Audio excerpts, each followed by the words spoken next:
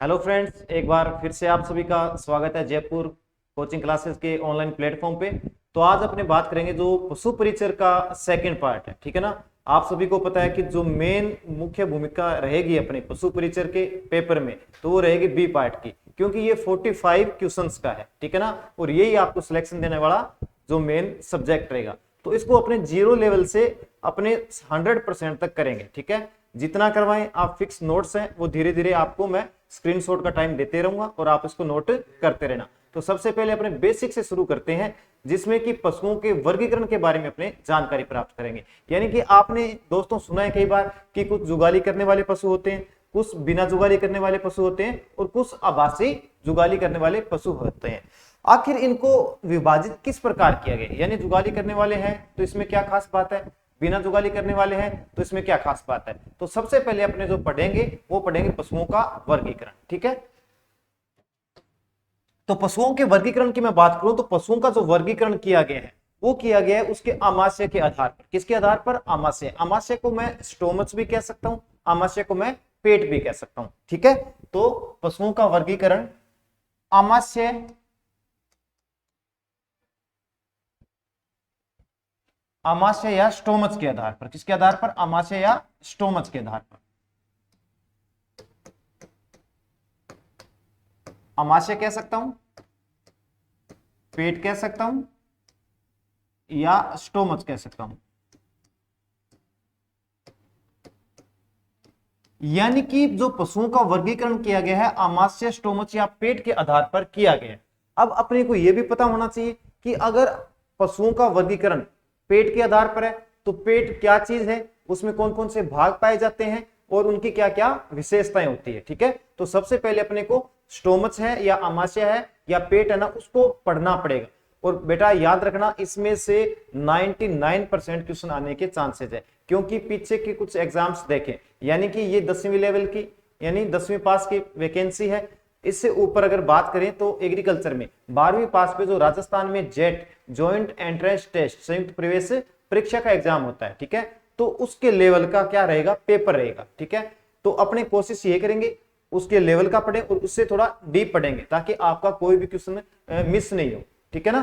तो इसमें जितने भी एग्जाम्स देखे एग्रीकल्चर के इन दिनों में, तो इस टॉपिक से एक दो क्वेश्चन पुट आउट किए जा रहे हैं। तो आप इसको अच्छे से समझना। कोई भी आपको दिक्कत आए तो आप कमेंट बॉक्स में कमेंट करना, उसका रिप्लाई मेरे द्वारा आपको किया जाएगा, ठीक है। चलो दोस्तों करते हैं शुरुआत, ठीक है। तो आमाशय, पेट या स्टोमच के आधार पर, ठीक है, मैं कह सकता हूं आमाशय, स्टोमच या पेट के आधार पर, स्टोमच के आधार पर। अब अगर आधार इसको माने तो कितने भाग होते हैं, ठीक है। तो मैं कह सकता हूं कि आमाशय, पेट या स्टोमच के टोटल कितने भाग होते हैं? 4 भाग। कौन कौन से भाग होते हैं? एक तो होता है रूमेन, रूमेन।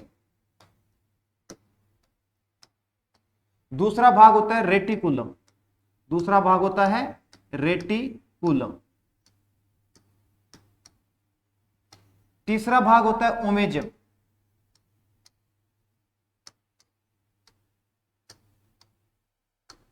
और चौथा भाग होता है एबोमेजम, एबोमेजम, ठीक है। समझ में आई बात? यानी कि मैंने क्या कहा, पशुओं का वर्गीकरण, पशुओं का वर्गीकरण किसके आधार पर करेंगे? पशुओं के आमाशय, स्टोमच या पेट के आधार पर करेंगे। तो अपने को क्या पढ़ने पड़ेंगे? आमाशय, स्टोमच या पेट के जो भाग है उनकी विशेषताएं और उन भागों में क्या क्या क्रियाएं होती है उनके बारे में अपने को पढ़ना पड़ेगा। तो सबसे पहले मैंने क्या लिखा कि आमाशय के आधार पर, तो आमाशय के भाग कितने हैं? 4 भाग है। कौन सा? पहला भाग कौन सा है? रूमेन है। दूसरा आमाशय का भाग कौन सा है? रेटिकुलम है। तीसरा आमाशय का भाग कौन सा है? ओमेजम है। और चौथा आमाशय का भाग कौन सा है? एबोमेजम है, ठीक है। अब इसके विशेषताएं पढ़ते हैं, किस भाग की क्या विशेषताएं रहेगी, ये भी अपने लिए क्या है, इंपॉर्टेंट है। यानी कि आमाशय के जो भाग पढ़ेंगे इनकी अपनी विशेषताएं पढ़ेंगे, किस भाग की क्या विशेषताएं होती है। सबसे पहले बात करते हैं रूमेन। तो रूमेन की बात करें तो आमाशय का क्या है? सबसे बड़ा भाग है। क्या है? सबसे बड़ा भाग, बड़ा भाग कौन सा हुआ? रूमेन। यानी कि आमाशय का सबसे बड़ा भाग कौन सा हुआ? रूमेन हुआ। उसके बाद में दूसरी विशेषता की बात करें, अगर बड़ा भाग है तो इसका कार्य क्या होगा? पशुओं में भोजन का संग्रहण करना, भोजन का संग्रहण करना। क्या करना? भोजन का संग्रहण। यानी पशु जब भी चारा खाएगा तो सबसे पहले भोजन किस भाग में जाएगा? उसके जो रुमेन है उस भाग में जाएगा। ठीक है। अब अगर भोजन का संग्रहण करता है तो इसकी कैपेसिटी यानी क्षमता कितनी होती है? तो बड़े पशुओं की बात करूं, मुख्यतः गाय और भैंस की बात कर रहा हूं। गाय और भैंस में इसकी क्षमता कितनी पाई जाती है? क्षमता की बात करें तो 150 से लेके 200 किलोग्राम तक। यानी कि गाय और भैंस है इतना चारा एक समय में क्या कर सकते हैं? अपने रुमेन के अंदर स्टोर कर सकते हैं। ठीक है। उसके बाद में ये किस तरफ पाया जाता है? तो ये हमेशा ही पशु के किस तरफ पाया जाएगा? बाईं तरफ पाया जाएगा। किस तरफ? बाईं तरफ। याद रखना, इंपॉर्टेंट है। पशु के किस तरफ पाया जाएगा? बाईं तरफ पाया जाता है। उसके बाद में ये अल्प विकसित होता है नवजात में। नवजात में अल्प विकसित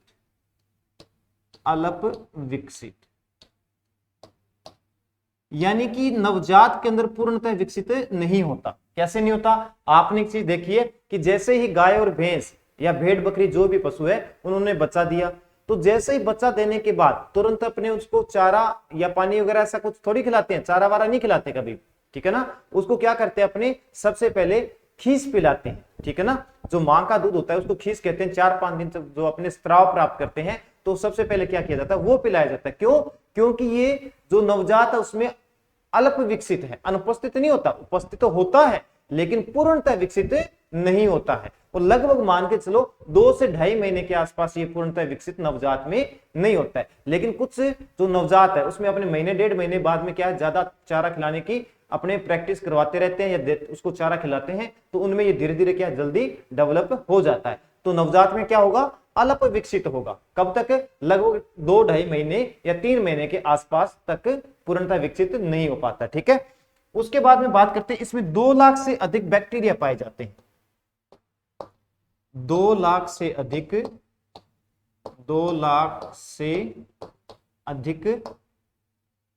बैक्टीरिया पाए जाते हैं। बैक्टीरिया। अब ये बैक्टीरिया क्यों पाए जाते हैं? इन बैक्टीरिया का काम क्या होता है? ठीक है ना। ये अपने जैसे ये पूरा भाग पढ़ेंगे उसके बाद में मैं पशुओं में भोजन किस प्रकार पाचन होता है, ठीक है ना, उसका टोटल डिस्कस करूंगा, उसमें पता लग जाएगा। इसके बाद में ऐसा भी पूछ सकता है कि भोजन का संग्रहण तो कर लिया, अब भोजन का किण्वन किस भाग में होता है? तो हमेशा याद रखना भोजन का फर्मेंटेशन या किण्वन है वो भी किस में होता है? रुमेन में होता है। ठीक है। तो मैं लिख सकता हूं यहां पे रुमेन के अंदर विशेषता के अंदर किण्वन का कार्य। किसका कार्य करता है? किण्वन। किसका कार्य करेगा? भोजन के किण्वन का कार्य करेगा। तो ये क्या है? मुख्य रुमेन के जो कार्य है वो होते हैं। ठीक है। अब अपने बात करते हैं दूसरे भाग की। ठीक है। रेटिकुलम आमाशय का क्या है? सबसे छोटा भाग है। क्या है? सबसे छोटा भाग है। सबसे बड़ा भाग कौन सा था? रुमेन। और सबसे बड़ा भाग कौन सा था? रुमेन था। और सबसे छोटा भाग रेटिकुलम है। ठीक है। अब इसकी आकृति कैसी होती है? आकृति होती है, मैं कह सकता हूं मधुकोश यानी मधुमक्खी के छत्ते के समान। मधुमक्खी के छत्ते के समान हनी कॉम्ब लाइक स्ट्रक्चर। ठीक है ना। कैसी होगी? हनी कॉम्ब लाइक स्ट्रक्चर, यानी मधुमक्खी के छत्ते के समान इसकी क्या होती है? संरचना होती है भी। ठीक है। इसके बाद में अगर मैं बात करूं कि अगर कोई पशु कांच कील के टुकड़े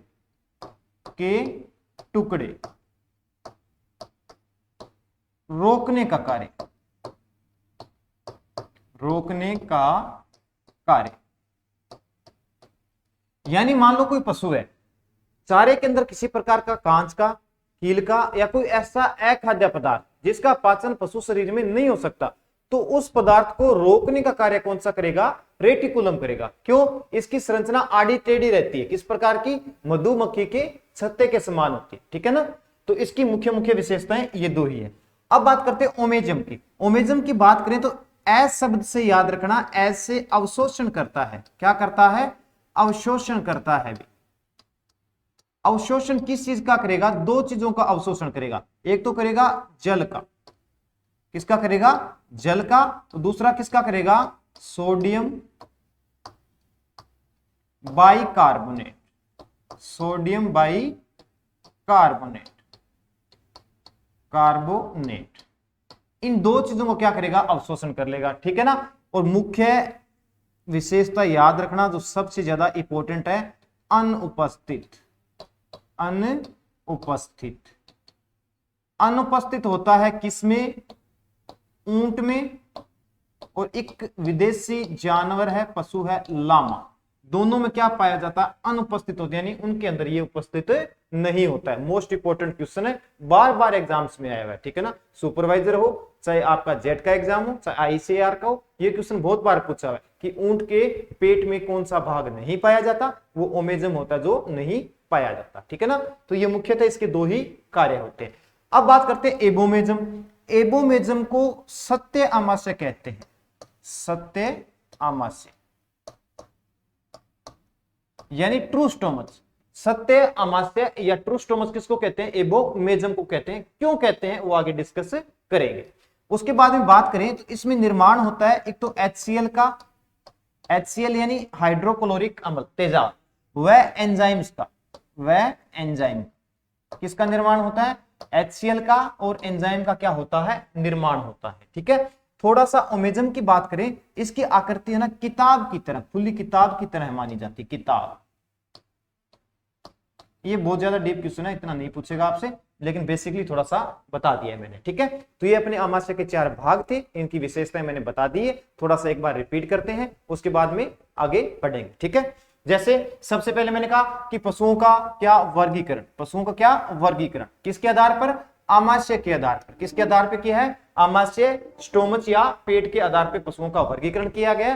कितने भागों में वर्गीकृत किया है मैंने, 4 भाग में वर्गीकृत किया है। कौन सा, पहला रुमेन था, दूसरा रेटिकुलम था, तीसरा ओमेजम था, और चौथा एबोमेजम। कौन कौन सा, रुमेन, रेटिकुलम, ओमेजम और एबोमेजम। ये क्या है, पेट में पाए जाने वाले 4 भाग है। अब इन भागों की विशेषता की बात करते हैं। सबसे पहले बात करते हैं रुमेन की। तो रुमेन का मैंने बताया कि आमाशय का क्या होगा, सबसे बड़ा भाग होगा। क्या होगा, सबसे बड़ा भाग होगा। अब बड़ा भाग है तो कार्य क्या करेगा, भोजन का संग्रहण करने का काम करेगा। अब अगर भोजन का संग्रहण करता है तो कितना करता है, तो लगभग 150 से लेकर 200 किलोग्राम तक ये गाय भैंस में क्या करता है, भोजन का संग्रहण करता है। इसके बाद में अगर बात करें तो ये किस तरफ पाया जाएगा, बाईं तरफ पाया जाएगा। किस तरफ पाया जाएगा, पशु के बाईं तरफ पाया जाएगा। नवजात में क्या होता है, अल्प विकसित होता है, यानी पाया तो जाएगा लेकिन पूर्णतः विकसित नहीं होगा। कितने महीने तक, लगभग 2-2.5 महीने या 3 महीने के आसपास तक विकसित नहीं हो पाता है, ठीक है ना। उसके बाद में 2 लाख से अधिक क्या पाए जाते हैं, इसके अंदर बैक्टीरिया पाए जाते हैं। क्या पाए जाते हैं, 2 लाख से अधिक बैक्टीरिया पाए जाएंगे। और बैक्टीरिया का काम क्या होगा, बैक्टीरिया का काम क्या होगा, भोजन का किण्वन करना, ठीक है ना, फर्मेंटेशन करना, ठीक है। फर्मेंटेशन कैसे होगा वो आगे डिस्कस अपने करेंगे। तो ये तो अपने रुमेन के बारे में बातें थी। अब आगे देखो दूसरा भाग कौन सा बताया मैंने, रेटिकुलम। कौन सा है, रेटिकुलम। तो इसके बारे में सबसे पहले मुख्य विशेषता क्या है, आमाशय का क्या है, सबसे छोटा भाग है, ठीक है ना। आमाशय का सबसे छोटा भाग। आकृति कैसी, मधुकोश। मधुकोश मतलब मधुमक्खी के छत्ते के समान, यानी हनीकॉम्ब। कैसी structure, honeycomb, honeycomb. Honeycomb like क्या है इसकी स्ट्रक्चर है, यानी मधुमक्खी के छत्ते के समान क्या है इसकी संरचना है, ठीक है ना। उसके बाद में कांच, कील के टुकड़े रोकने का कार्य कौन सा करता है, रेटिकुलम। यानी कोई ऐसा अखाद्य पदार्थ जो पशु खा लेता है जिसका पाचन नहीं होगा तो किस भाग में रुक जाएगा, उसके रेटिकुलम भाग में रुक जाएगा, ठीक है। ओमेजम में देखो, ओमेजम, ऐसे ओमेजम और ऐसे क्या होता है, अवशोषण का कार्य, ठीक है ना। ऐसे ओमेजम, ऐसे अवशोषण का कार्य, ठीक है ना। इसके बाद में अगर अपने बात करें, ठीक है, तो दूसरा अवशोषण किसका करेगा, जल का करेगा। उसके बाद में सोडियम बाइकार्बोनेट का। किस किसका अवशोषण करेगा, जल का और सोडियम बाइकार्बोनेट का। अब अनुपस्थित होता है, किसमें अनुपस्थित होता है, मोस्ट इंपोर्टेंट है कौन सा, केमल, ऊंट, याद रख लेना, ठीक है ना। और आकृति की बात करें तो खुली किताब की तरह इसको कह सकते हैं, ठीक है ना। उसके बाद में एबोमेजम। एबोमेजम को क्या कहते हैं, सत्य अमाशय कहते हैं, ट्रू स्टोमच कहा जाता है, या मैं कह सकता हूं वास्तविक पेट कहते हैं, वास्तविक पेट कहा जाता है, ठीक है ना। उसके बाद में किसका निर्माण होगा, HCl, हाइड्रोक्लोरिक अम्ल यानी तेजाब का निर्माण होगा। और दूसरा किसका होगा, एंजाइम्स का निर्माण होगा, ठीक है, तो ये थे अपने अमाशय के 4 भाग, इनकी मुख्य मुख्य विशेषताएं। आप इसका स्क्रीनशॉट ले लीजिए, इसके बाद में अपने आगे पढ़ते हैं।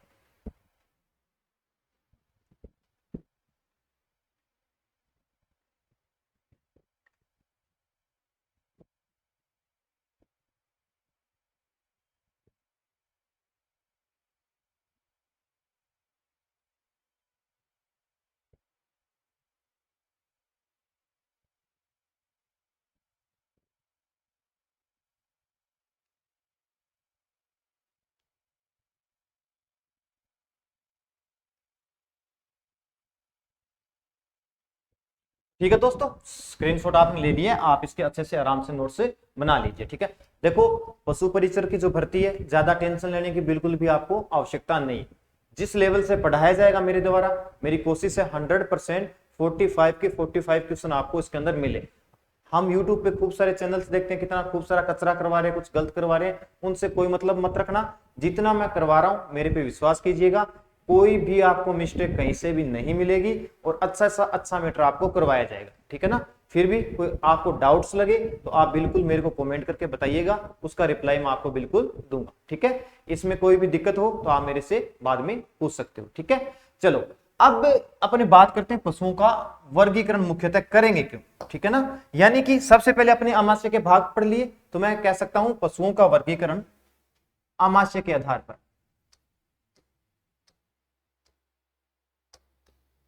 पशुओं का वर्गीकरण आमाशय के आधार पर, आमाशय के आधार पर। पहले तो अपने आमाशय के भाग पढ़े थे, अब अपने उनका वर्गीकरण करेंगे। ठीक है, तो सबसे पहले अगर मैं बात करूं, यानी कि आमाशय के आधार पर पशुओं को वर्गीकृत कितने भागों में किया गया है। ठीक है ना, तो 3 भाग में वर्गीकरण किया गया है। पहला भाग कौन सा होगा, रूमिनेंट।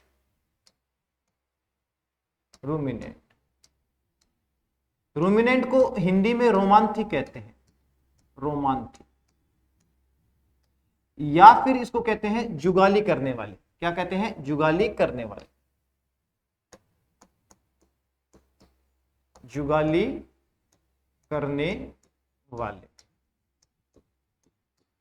ठीक है दोस्तों, दूसरा जो वर्गीकरण किया गया है वो किया गया है नॉन रूमिनेंट। नॉन रूमिनेंट यानी इसको मैं कह सकता हूं एरोमांथी। एरोमांथी, एरोमांथी यानी बिना जुगाली करने वाले, बिना जुगाली करने वाले। और तीसरा जो वर्गीकरण किया गया है वो किया गया स्यूडो रूमिनेंट। कौन सा, स्यूडो रूमिनेंट।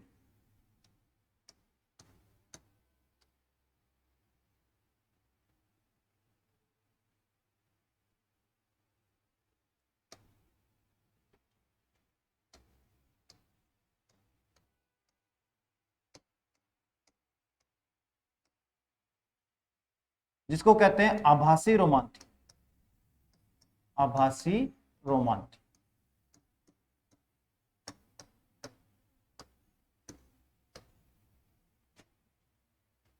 देखो कितने प्रकार से मैंने वर्गीकरण किया, 3 प्रकार से, और किया क्यों है, किस आधार पे किया, वो अभी अपने देखते हैं। ठीक है ना, देखो सबसे पहले रूमिनेंट, दूसरा नॉन रूमिनेंट और तीसरा स्यूडो रूमिनेंट। ठीक है, यानी कि अब आमाशय के पेट के कितने भाग है, पहला भाग कौन सा है, दूसरा कौन सा है, तीसरा कौन सा, ये अपने पढ़ लिया।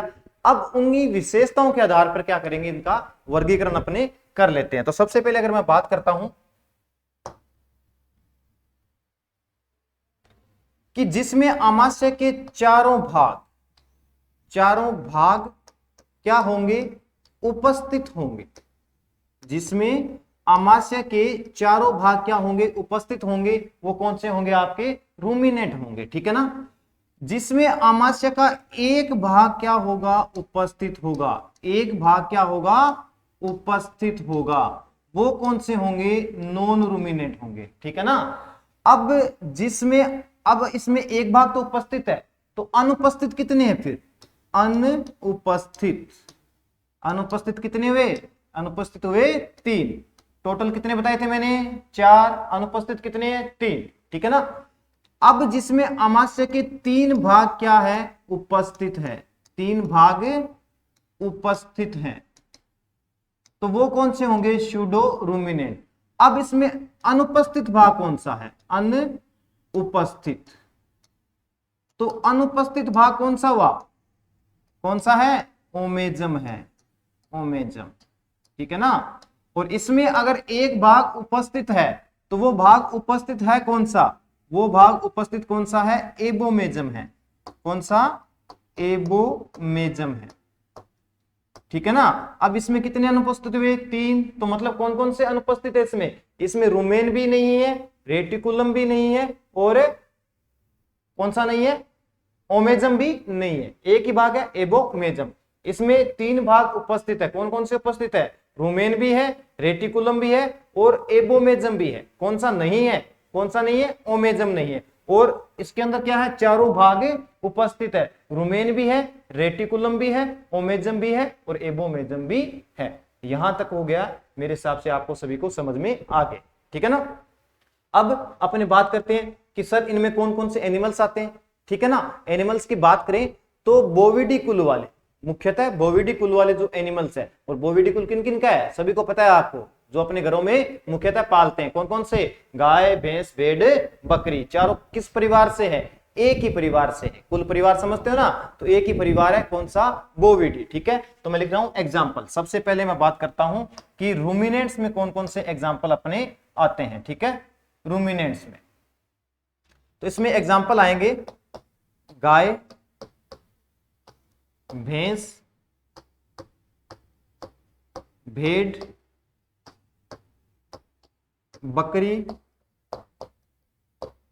ये आपके कोर्स में चारों एनिमल दिए हुए। इसके अलावा भी थोड़े से और पढ़ लेते हैं हम। जिराफ, नीलगाय। जिराफ और नीलगाय। नीलगाय। ठीक है। तो ये इसके क्या है? जुगाली करने वाले पशुओं के उदाहरण है, एग्जाम्पल्स है। ठीक है ना। अब बात करते हैं बिना जुगाली करने वाले की। तो सबसे पहले बात करते हैं अपने भी मनुष्य किस में आते हैं? अपने जुगाली करते हैं या जुगाली नहीं करते, या फिर आभासी जुगाली करने वाले में आते हैं। ठीक है। आभासी रोमांथी या आभासी जुगाली करने वाले। तो अपने को पता है भी, अपने जब भी चपाती या रोटी या कोई चीज खाते हैं तो उसकी जुगाली नहीं करते। जुगाली करना मतलब उस भोजन को लगभग कुछ घंटे, 7, 8, 10 घंटे तक क्या करना? चबाना। ऐसा थोड़ी करते हैं अपने तो भोजन को छोटे छोटे टुकड़ों में काटते हैं। ठीक है ना। तो हमेशा ही अपने किसके अंदर आते हैं? नॉन रूमिनेंट में आते हैं। क्यों? क्योंकि अपने अंदर पाचन किससे हो रहा है? एंजाइम से हो रहा है। इनमें पाचन किससे होगा?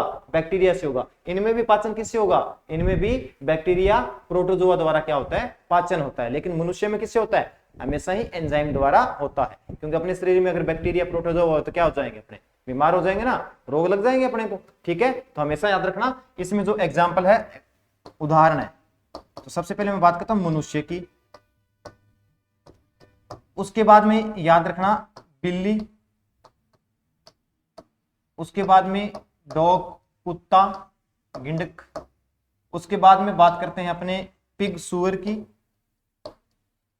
उसके बाद में घोड़ा, गधा। ठीक है ना। घोड़ा, गधा। तो ये सारे एग्जाम्पल किसके होते हैं? नॉन रूमिनेंट के होते हैं, बिना जुगाली करने वाले पशुओं के होते हैं। थोड़ा सा याद इसको अच्छे से आप कर लेना। ठीक है। अब बात करते हैं साहब आभासी जुगाली करने वाले में। इसके एग्जाम्पल्स की बात करते हैं। मोस्ट इंपोर्टेंट पहला एग्जाम्पल आपको कभी नहीं भूलना है, केमल, ऊंट। आभासी जुगाली करने वाले का पहला एग्जाम्पल कभी भी मत भूल जाना, बहुत बार ये क्वेश्चन आया हुआ है। इसमें टोटल जितने भी केमेलिडी कुल के हैं, कौन कौन सा? ऊंट भी है। इसके अलावा लामे की बात करता हूं। लामा ये भेड़ की तरह ही होता है। ठीक है ना। गर्दन थोड़ी बड़ी होती है, विदेशी पशु है। ठीक है। परिवार कौन सा है इनका? केमेलिडी है। केमेलिडी। वर्ल्ड में टोटल केमेलिडी के 5 एनिमल है। ठीक है ना। तो अपने भारत में पाया जाना वाला एक एनिमल है। कौन सा? वो है केमल या ऊंट। ठीक है ना। तो ये अपने क्या है? पशुओं का वर्गीकरण किया है। किसके आधार पर? आमाशय के आधार पर। एक बार थोड़ा रिपीट करवा देता हूं, उसके बाद में आप इसको नोट करना। ठीक है। देखो, पशुओं का वर्गीकरण किसके आधार पर? आमाशय के। आमाशय को मैं क्या कह सकता हूं? स्टोमच भी कह सकता हूं, पेट भी कह सकता हूं। ठीक है ना। उसके बाद में कितने भागों में डिवाइड किया? 3 भाग में। रूमिनेंट्स यानी जिन्हें रोमांथी कहते हैं या जिन्हें जुगाली करने वाले पशु कहते हैं, ठीक है ना।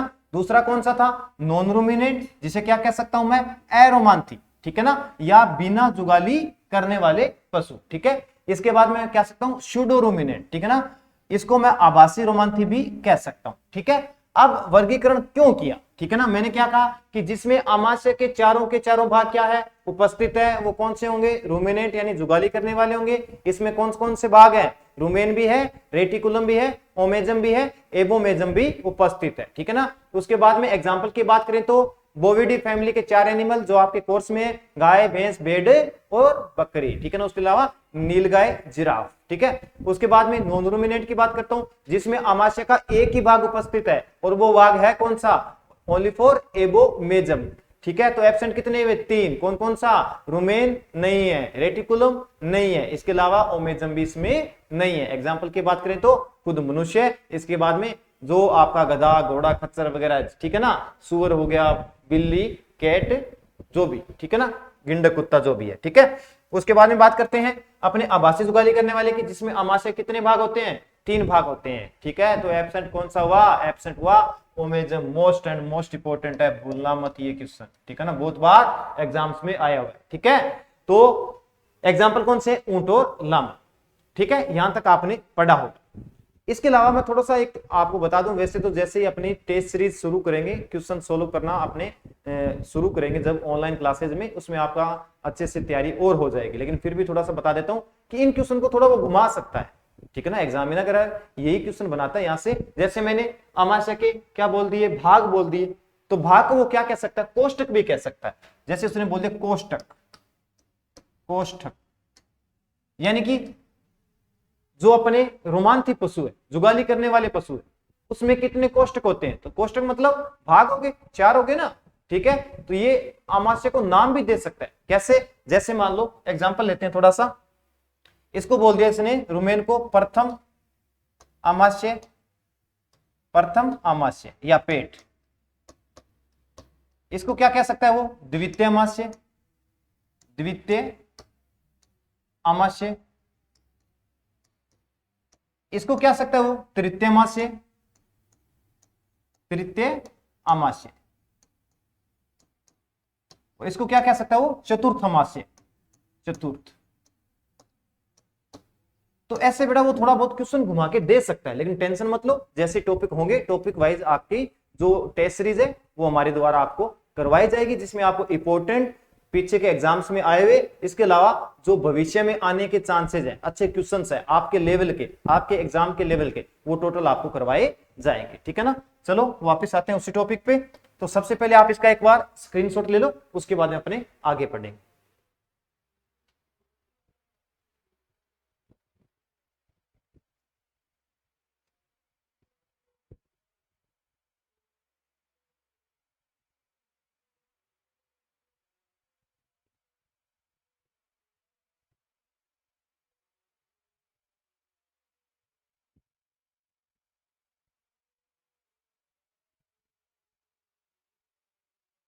चलो दोस्तों यहां तक क्लियर है? कोई भी डाउट तो आप पूछ सकते हो, ठीक है ना।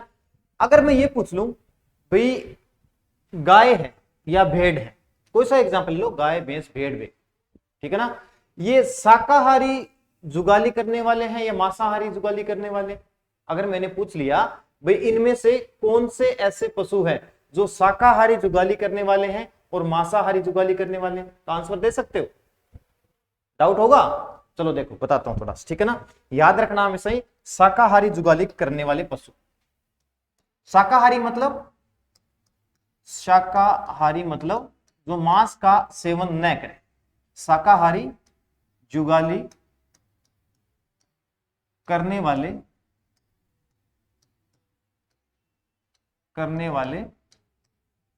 पशु। तो शाकाहारी जुगाली करने वाले पशु में कौन कौन आएगा?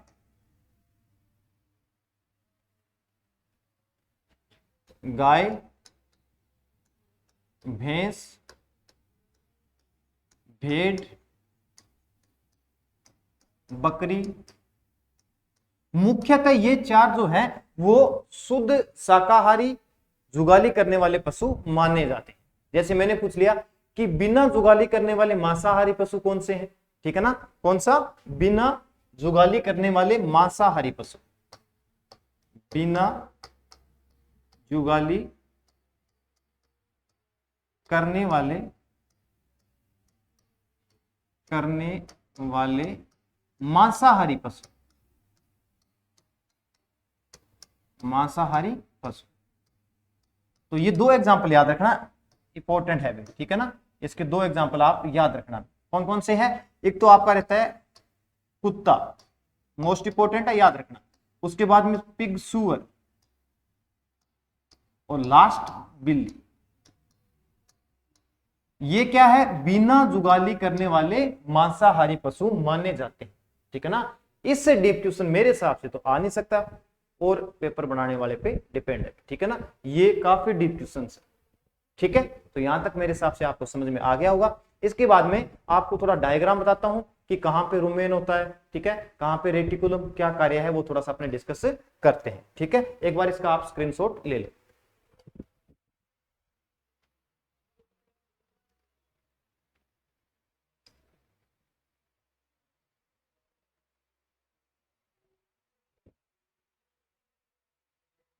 तो ठीक है, इसका स्क्रीनशॉट ले लिया। चलो दोस्तों आगे देखो। देखो ये जो डायग्राम है इसमें बिल्कुल क्लियर हो जाएगा कि कौन सा भाग किस प्रकार का रहता है, ठीक है। सबसे पहले अपने बात करते हैं,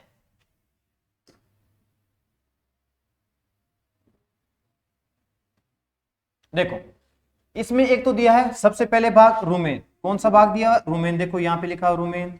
दूसरा भाग कौन सा बताया था मैंने, रेटिकुलम, ये रहा दूसरा भाग रेटिकुलम। तीसरा भाग कौन सा बताया था मैंने, ओमेजम, ये रहा ओमेजम। चौथा भाग कौन सा बताया था मैंने, एबोमेजम, कौन सा बताया था, एबोमेजम। यही चार भाग बताए थे, ठीक है। सबसे पहले आप इसका एक बार डायग्राम का स्क्रीनशॉट ले लो, इसके बाद में आपको पूरी प्रोसेस समझाता हूं कि पशुओं में पोषण किस प्रकार होता है।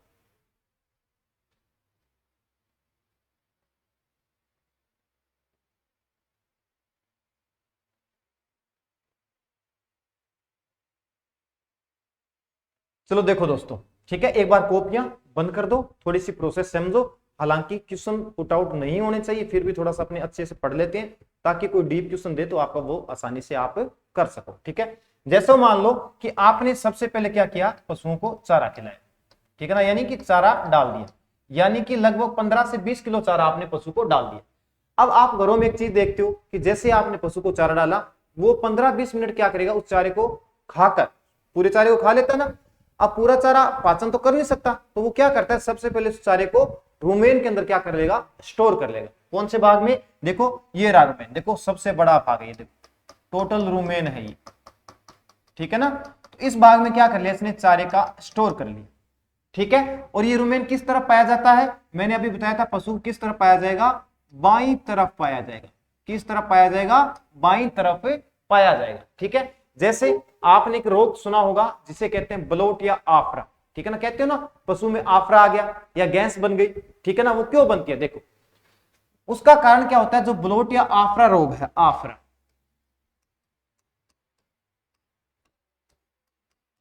आफरा या ब्लोट की बात करें तो जैसे ही आपने पशुओं को चारा डाला तो पशु क्या करता है, अधिक मात्रा में चारा खा लेता है। जैसे मान लो इस गाय की बात कर रहा हूं, इस गाय का रुमेन इतना ही बड़ा है कि इसमें बस 130 किलोग्राम ही चारा समा सकता है, ठीक है ना। अब इसने क्या है, लालच करके पूरा फुल इस रुमेन को भर लिया, यानी कि इसमें अब और चारे स्टोर करने की क्षमता नहीं है। तो मैंने रुमेन में एक बात बताई थी आपको कि उसमें 2 लाख से अधिक क्या पाए जाते हैं, बैक्टीरिया पाए जाते हैं। और उन बैक्टीरिया का काम क्या होगा, भोजन को पाचन करने का काम होगा, ठीक है। तो इस गाय ने क्या किया कि रुमेन के अंदर 130 किलोग्राम चारा स्टोर कर लिया। अब पशु क्या करता, आराम से बैठेगा और इसकी क्या करना शुरू करेगा, जुगाली करना शुरू करेगा। याद रखना, पशु एक दिन में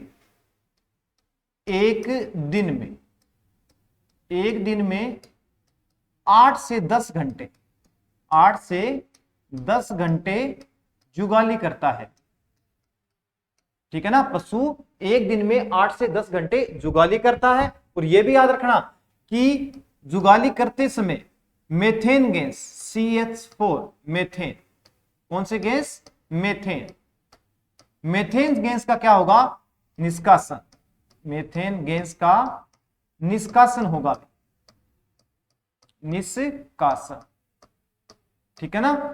यानी कि जब भी पशु जुगाली करते हैं उसके मुंह से कौन सी गैस निकलेगी, मीथेन।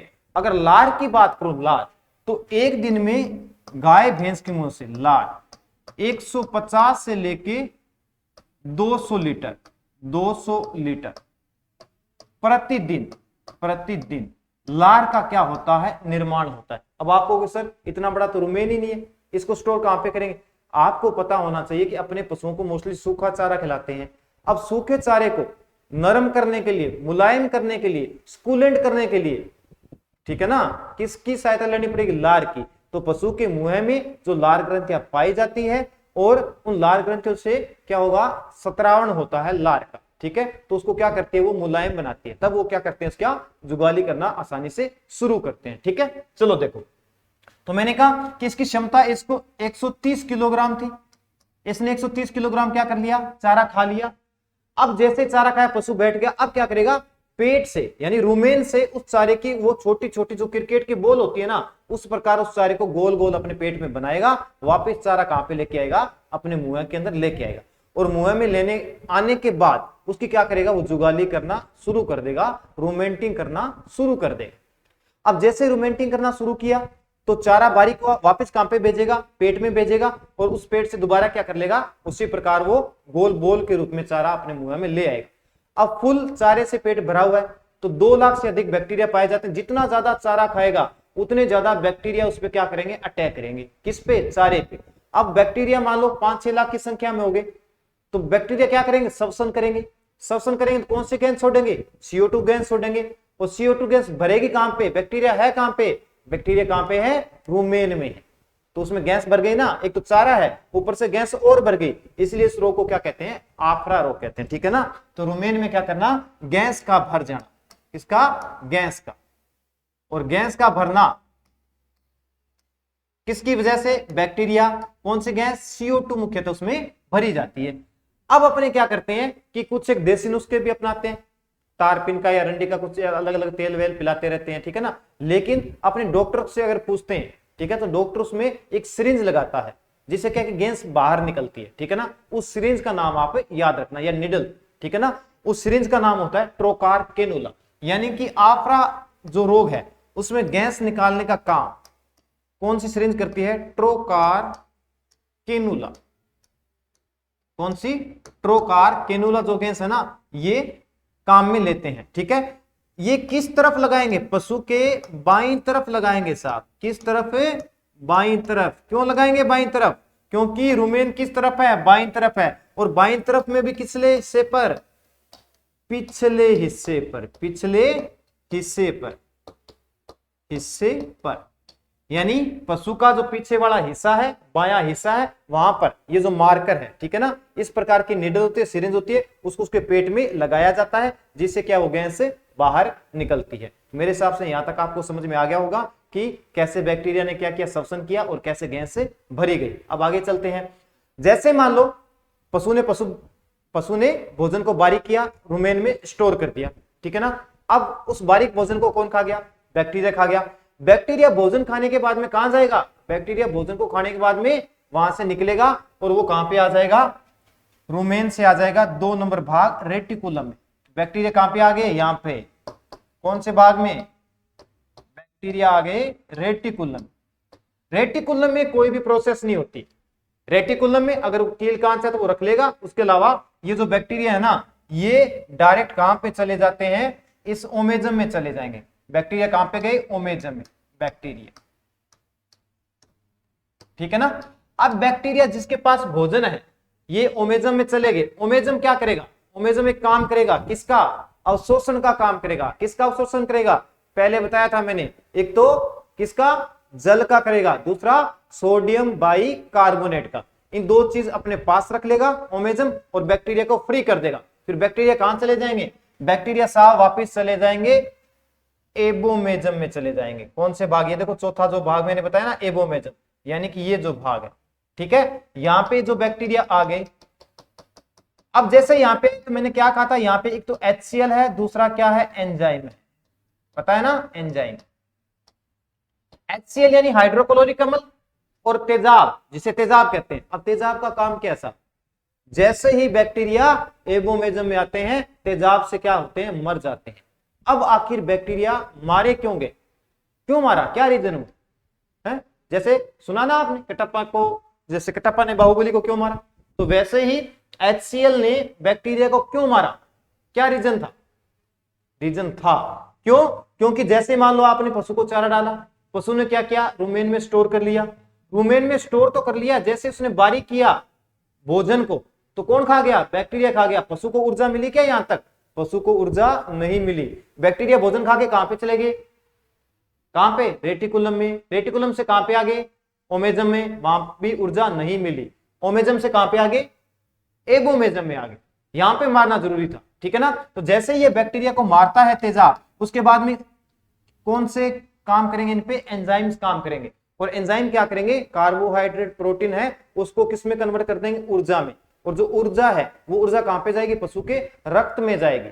और पशु को ऊर्जा मिलती किससे है, रक्त से मिलती है, ठीक है ना। जैसे कि अपने को ऊर्जा किससे मिलेगी, रक्त से मिलेगी, उसी प्रकार ये जो ऊर्जा है किससे मिल रही है, रक्त से मिल रही है, ठीक है ना। इसके बाद में बैक्टीरिया को मारने के बाद में जितना भी अपशिष्ट पदार्थ है वो छोटी आंत, बड़ी आंत और मल द्वार के द्वारा त्याग दिया जाता है, ठीक है ना। तो इस प्रकार पशुओं में भोजन का क्या होता है, पूर्णतः पाचन होता है, ठीक है। एक बार आप इसका स्क्रीनशॉट ले लीजिए।